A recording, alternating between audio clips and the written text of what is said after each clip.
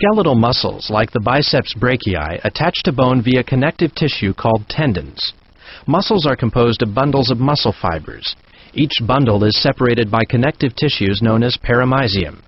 Each fasciculus is made up of muscle fibers, which are separated by connective tissue called endomysium. Skeletal muscle fibers or cells are multinucleated and striated in appearance. Muscle cells are composed of subunits called myofibrils. Each myofibril is made up of several myofilaments.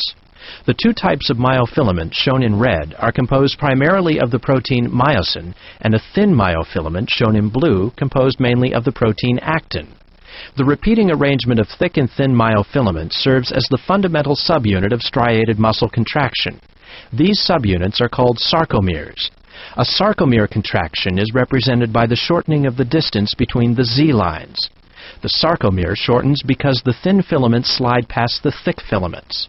In 3D, each thick myofilament is surrounded by 6 thin myofilaments arranged in a hexagonal pattern. The 3D arrangement of sliding myofilaments is the microscopic basis of muscle contraction.